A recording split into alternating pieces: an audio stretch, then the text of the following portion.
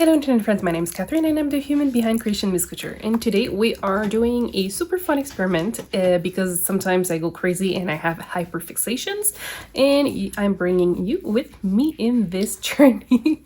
So basically what I've been obsessed lately is with watching people destroying eyeshadow palettes and creating watercolor paint with it. So I was cleaning up my bathroom the other day and I found this old color palette for eyeshadow palettes that is expired. I haven't used in years, it's barely touched, and I figured why not try to dye yarn with this. So this is what we're doing. We're going to be experimenting. So today we're going to do exactly like I would do with any of my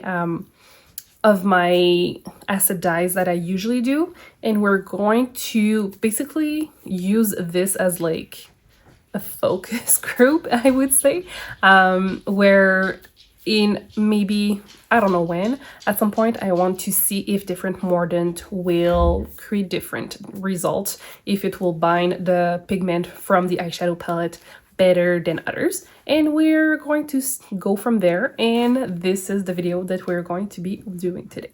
So we're going to have our control today with just using citric acid as usual and using my eyeshadow palette. So let's get into this. Hello friends, and today we are going to do something weird because we're going to use my old eyeshadow palette and we're going to destroy it because it's expired. I have this palette in my stuff since 2015, I would say, or 2016, and I've been told that the brand is not the most ethical and not the most nice, so I don't feel too bad for destroying it. So what I'm going to do is I'm going to use peach sangria here, and I'm going to be using this to create dye, and we're going to try to dye yarn with it. Is it gonna work? I have absolutely no idea. So basically I'm going to take out all the pigment in this. We are going to be using my pestle mortar to crush it, and we're going to be doing like we would normally do with any... Oh, I think you can see me in the... Sorry, I got distracted by the mirror there. Yes. So what was I saying? Yeah. So we're basically going to do the same thing as we would do with any other acid dyes. We're going to be boiling, like creating a stock solution. We're going to measure the thing, and we're going to try to use the same step as we would be normally using um, with any acid dye. So we're going to start by grabbing all the pigment from there, and after that we'll be measuring it, and we shall see if we can do something. And honestly, I might just do an entire... Maybe we'll be able to create something. I don't know. We shall see. And I bring you with me for this adventure. So let's get into this. Okay, let's try to extract the entire thing. Oh, maybe I wouldn't need the thing, but at the same time I want to measure properly. So let's... please.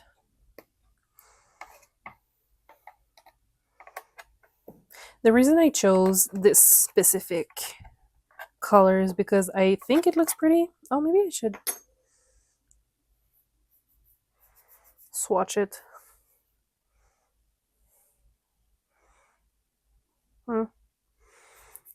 So apparently there was a lot of problem with Too Faced for a while when it came for quality issues and work ethic and stuff like that. So those are things that I've read online, so I don't feel bad for distracting this. And the idea came from so many videos online of people turning eyeshadow palettes into watercolors, and that makes sense. I understand why you can do it. I'm just curious if we could dye with the pigment in there, because there's a bunch of mineral and stuff like that, so I'm assuming that we can do something, you know. I need something smaller to try to get in the nooks and crannies. Do I have something? Maybe that. Yes, because I want to grab as much of the pigment as I can. We're going to try to see if we can do a 1% stock solution, percent depth of shade, or 1%. Yeah, we'll see what we can do with what we have there. There's still big clumps in there, so I'm going to actually use the mortal and pistol. So let's grab this. Just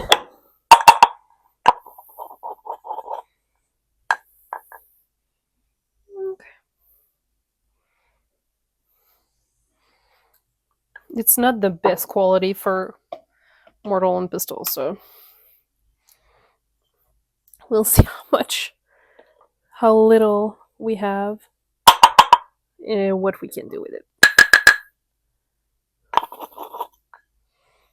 Okay, so we've got 0.65 grams, but there's still quite a bit at the bottom here, and there's some here. So we'll use the water to try to get all the pigment into my...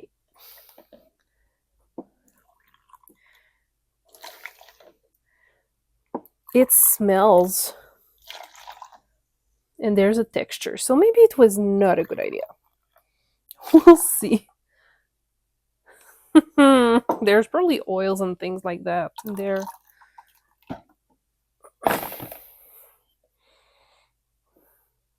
Okay, I think we've got most of it.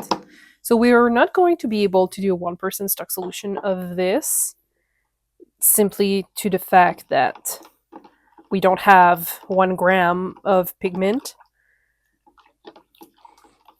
There's an odor, and I am now remembering that Too Faced was known, I don't know if they're still known, for the peach smell, and they also had a chocolate palette, I think, and it smelled like chocolate, and it smelled good apparently. I never used it personally.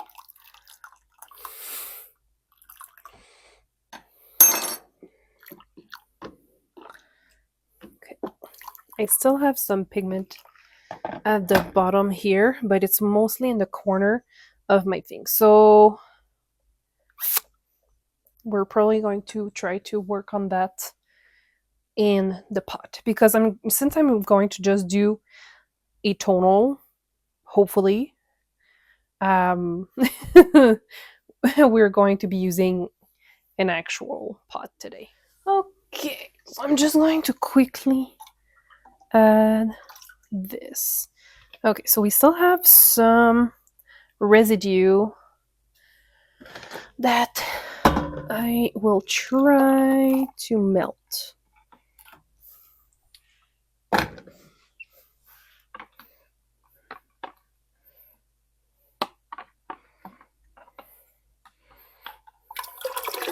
I'm very curious to see if this is going to work or not.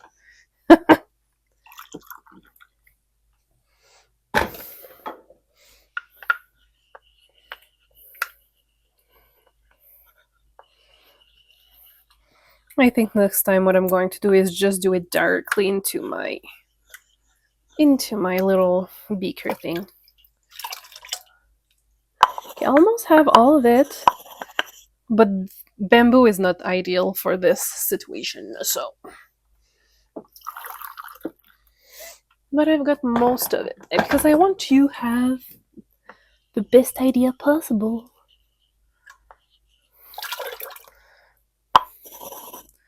Okay, that's gonna be good.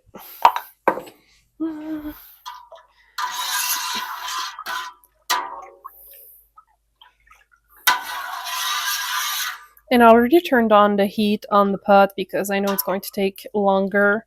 And honestly, I have absolutely no idea if we're going to have a clear bed at the end of this. I don't know if there's enough pigment because I have two skeins right now that are pre-soaking, so I have absolutely no idea if if it's like too much fiber versus that. We'll see.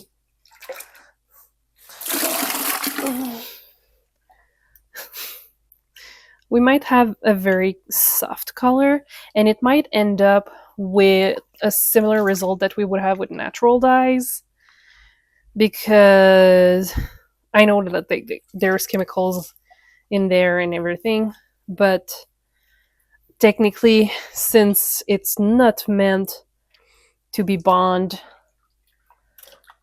to yarn or stuff like that, but you can stain your clothes with makeup. So I don't know. This is just fun in it's all fun in games. It's all fun in games. Why are you being like that to me? Are you stuck? Where are you stuck? Why are you together like that? I don't know. Okay, whatever. And I'm going to be using citric acid to try to bind it to the yarn. And you can already see that we have a very soft pink, which is nice. I like soft pink. So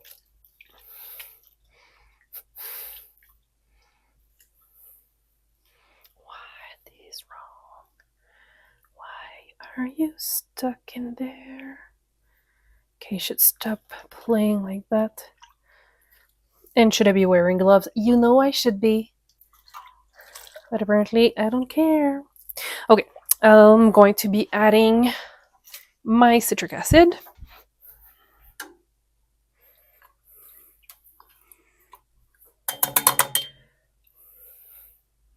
Maybe a tiny bit more.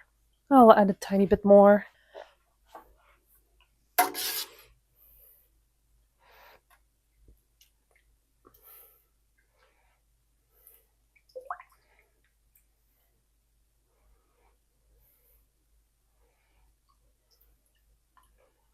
Okay.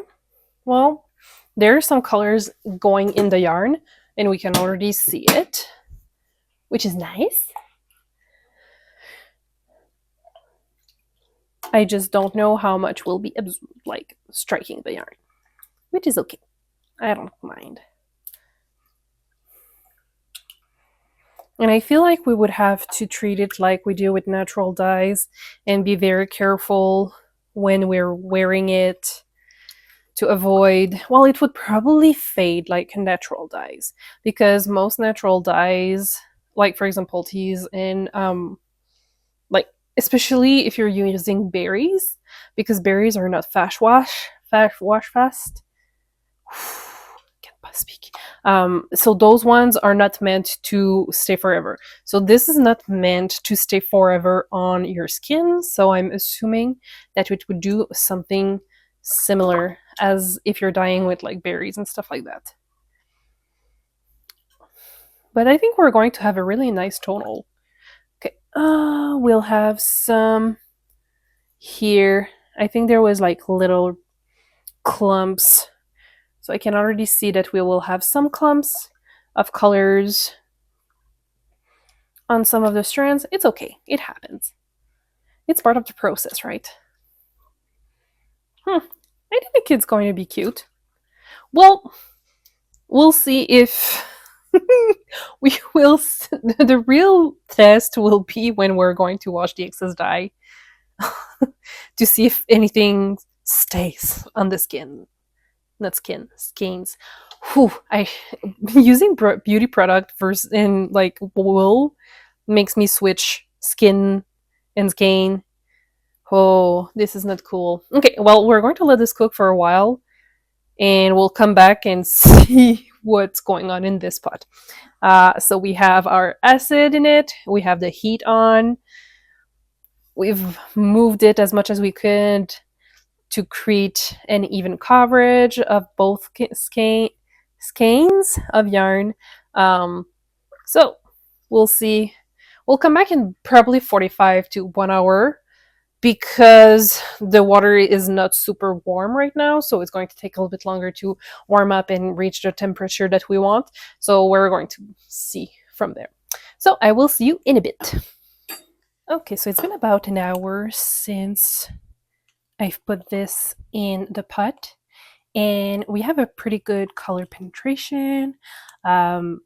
We still have some, I guess it's mica powder at the top of it, which, I mean, it's makeup, so I was suspecting that not everything would be absorbed. The color seems to be all in it.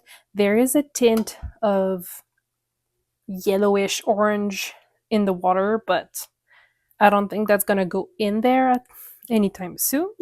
So we're going to let this overnight in the pot, and we're going to wash it tomorrow so it's cooled down everything, and we shall see what it looks like once it's dry. And I'm very curious to see how much bleeding we will have, if there is any. Who knows? Let's try to be optimistic and say that there won't be any bleeding. I don't think that would be the case. I think we'll have a little bleeding. How much? That is the question. So we shall see tomorrow. Bye.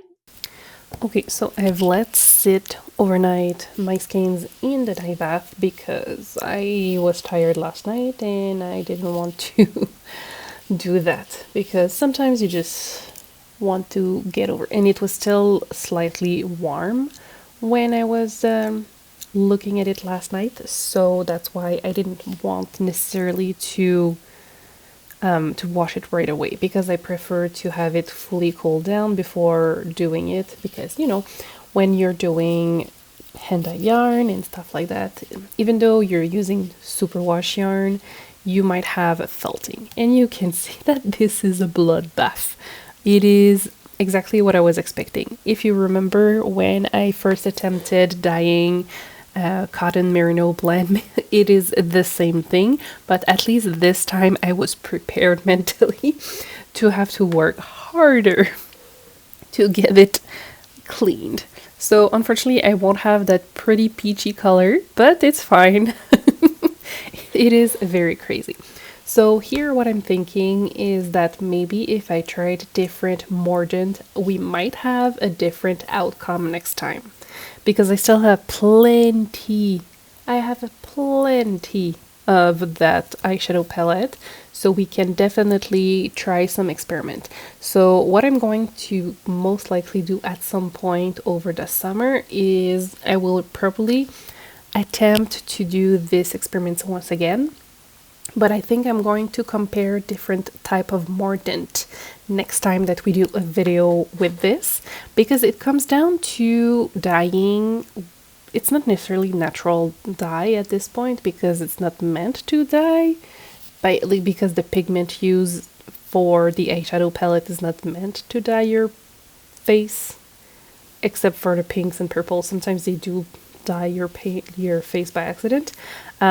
So this is why I'm tempted to try it again just for fun and see if with a different mordant we would do something different. So I think this is something we'll be doing this summer at some point, just for the fun of trying it out, right? Because you never know. I'm slightly obsessed with natural dyeing lately, so this is my hyperfixation of the moment, and I'm bringing you with me. Sorry about that, friends. So it's going to take a little while for the excess dye pigment, I don't know at this point, to come off of the skeins of yarn. So that's just part of the process and learning everything. But yes, let me know in the comment below if you would be interested in me trying it out with different type of mordant. On top of my head, I'm thinking about alum powder used in natural dyeing as well, and I'm also thinking about maybe trying out with tannin, that is also a natural dye thing that we could use. It is, fun fact, it is naturally found in black teas. So if you're doing natural dye and you're dyeing with black tea, you won't have as much bleeding because there's a natural mordant in it. Okay, so here, I don't know if you've noticed, but I've added once again more of my eucalyptus soap. Because I have a feeling that because I was almost getting a clear bath, but I had a feeling that there was still some excess in it. So this is why I went again to and added a little bit more soap. So this is something that sometimes you can do. Why is it not? Why is it bleeding that much? It's simply because it's not bounded properly to the fiber, because it is not meant to be bound to it. It's just a crazy little experiment because what happened is that I was cleaning up my bathroom and I was cleaning up old pouches and stuff that I hadn't touched in years. And instead of throwing it out, because it is expired and I'm not comfortable gifting expired stuff to others, I found that palette and it's like, I wonder if we could dye something with it. Because I've been obsessed lately with the people using their eyeshadow palettes to do water paints. So they use the pigment in the palette and they are creating those beautiful pigments to water paint, and it works for them because I think the formulation of the eyeshadow palettes is close enough to what they use in water paint. So very pretty. I'm obsessed. I love the sheen and the sparkles that it creates. Yes, so I figured why not try it with yarn, just for the fun of it. But yes, it was an interesting experimentation to do, that's for sure. So I think we're almost done cleaning up the yarn here. What we're going to be doing after that is the usual stuff. So we're going to put this in the spin dryer to remove the excess water. I will notice that sometimes when you're spin drying, you will see some excess dye if it was not properly washed over, go into the water, and there was no color in that water, which was fine. And after, once it's been in the spin dryer, we're going to let it dry overnight, and we're going to see the final result tomorrow when it is fully dry, or the day after, depending on how dry it is. So let's see that. And here's the result of dyeing with my old palette of makeup. So you've noticed that it bled a lot, which I'm not surprised by that at all. I was pretty much expecting lots of bleeding for dyeing with something that is not meant to be an actual dye. I'm actually surprised that we still have some colors left in the skeins. It's a very pretty peachy, almost ballet pink color. So it's actually really pretty. And I'm pretty sure if I were to use it, it would still bleed a little bit when blocking my finished object. But it's fine. And I'm pretty sure that because it's not wash fast, I'm pretty sure it would it would be bleached by the sun, that's for sure. So it would probably hi Zoe, it would probably fade a lot under the sun, and that's normal. So you would have to take care of it like you would with any garment dyed with natural dye, like tea bags and stuff like that. So considering that it was dyed with with a makeup palette and with an eyeshadow, I think it's pretty decent. Would I do it again? I'm not sure. Maybe I would try it with cotton or linen just to see if we would have a better result. But I don't think we would have a good we would have a good result for that. But it's fun. It's not out of the possibilities of things that I would try in the future, because I still have other colors in that palette and it's expired anyways. I might try to see if album we would have a better result for the bounding of the color. And apparently Zoe really likes that, so we shall see. But anyways, if there's something you're curious to test out, but you don't want to waste your own yarn, please let me know in the comment description below, and I'll try to see if I can achieve that. Can you move, Zoe, please? People are not here for your butt. Thank you. Leave it in the description box below, not description, in the comment box below, and I will see what I can do with it. And if you've liked the video, please consider liking, sharing, subscribing, and I will see you in the next one very soon. Bye!